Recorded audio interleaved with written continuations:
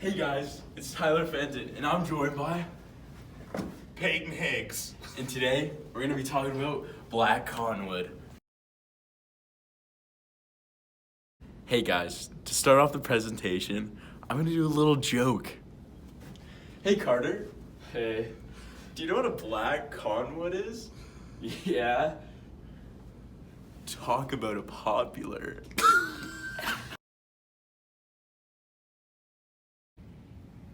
What's going on, guys?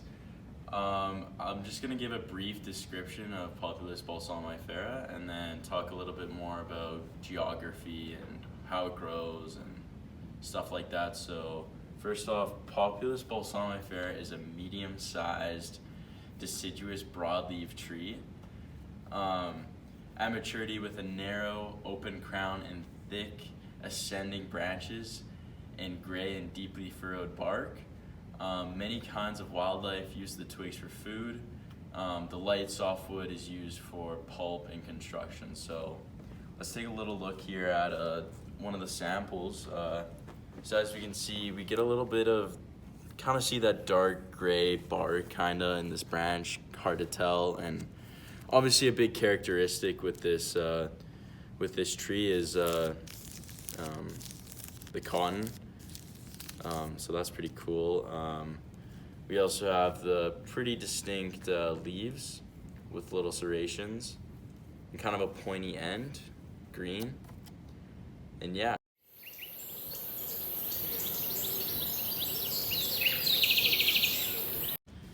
So now looking at the geographic range, well, let the map speak for itself, ladies and gentlemen. It is found virtually everywhere. I don't know what else to say. Like, yeah, it's found all over British Columbia.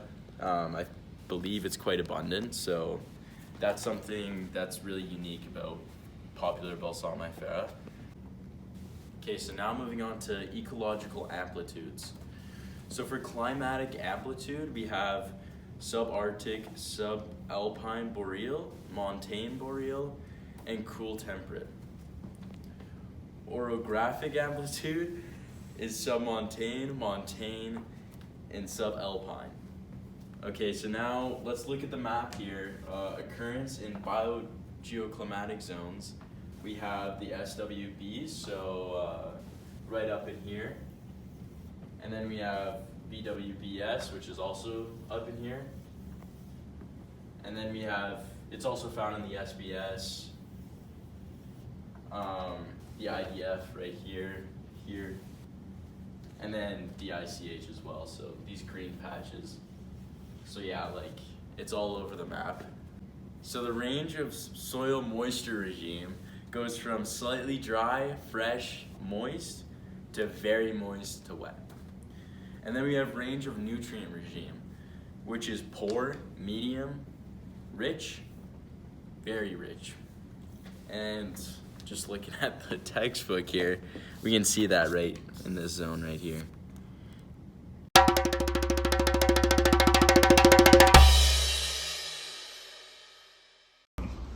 Hey guys, Cam with Northland Nissan here. I'm helping Peyton and Tyler out with our project today. Okay, so we're talking about root growth with black cottonwood. So black cottonwood's actually multi-layered, and that's due to the fact of soil deposition from floodplains. Lateral root growth can be over 15 meters, greater than 15 meters, okay?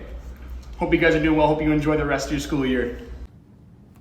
Hey guys, Peyton here now. I'm gonna go over some tolerances with you of the Populus balsamifera. What a tree this is and what a presentation we've been seeing so far. So let's get into the tolerances. So its tolerance to low light is a low tolerance class. It is an exposure requiring species. Its tolerance to frost is high. It may grow in permafrost soils.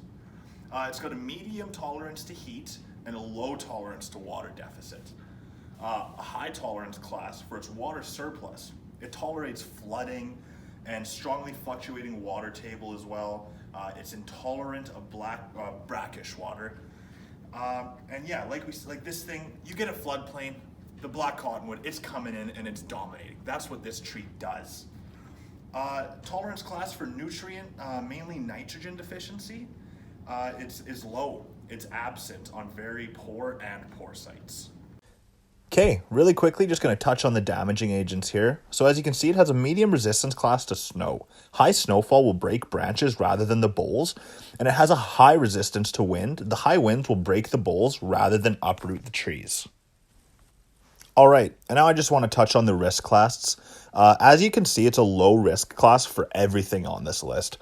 Fire risk in cottonwood stands is very low, and insects, fungus, and other agents are not a major concern. And as I previously stated, and I'll state again, it's just because of how awesome the black cottonwood really is.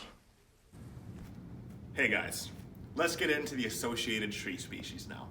With its lowest association, we got this beauty right here, the Abies lasiocarpa, subalpine fir. We all know it well. At the mid, we got the lodgepole pine, Pinus contorta. What a great tree, domination.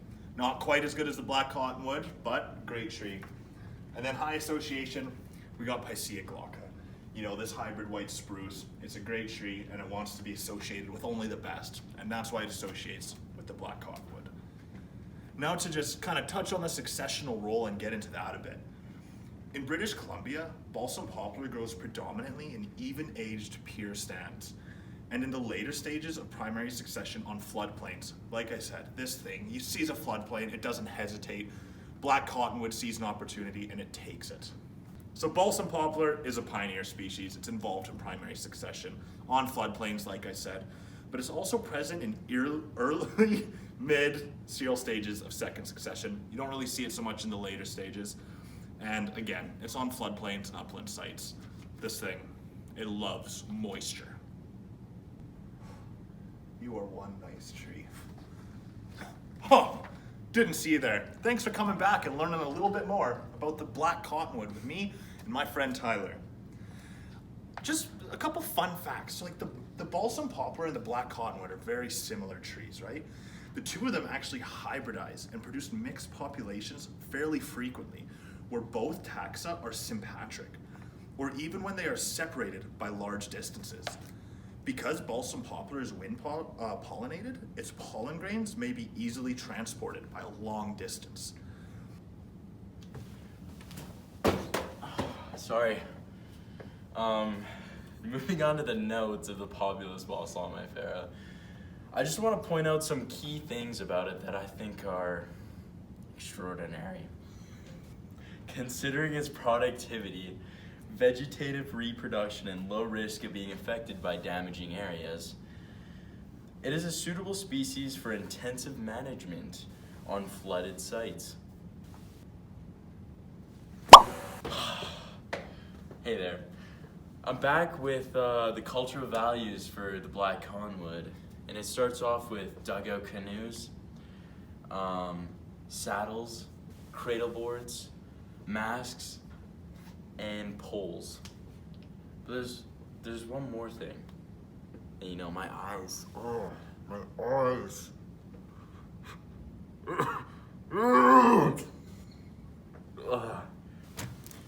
Good thing I have populus tea with me.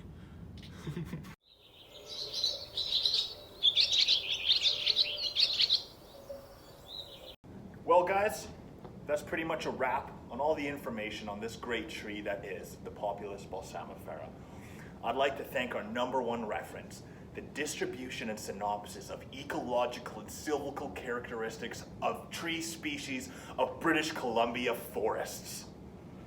Or called the Klinga book.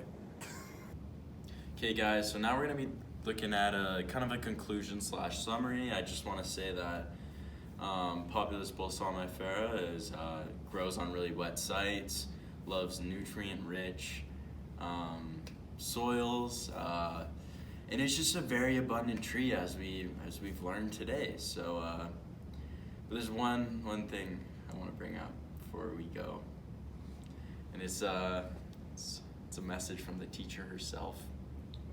I'm sorry guys, but we are the best. All right, guys. Now that everything's concluded, I'd love to open up the floor to any questions that you may have. But before I would do that, it wouldn't be a proper presentation without a good joke. Now, I know that a jack pine wouldn't dominate a floodplain, but a black cottonwood. We ain't going nowhere. We ain't going nowhere.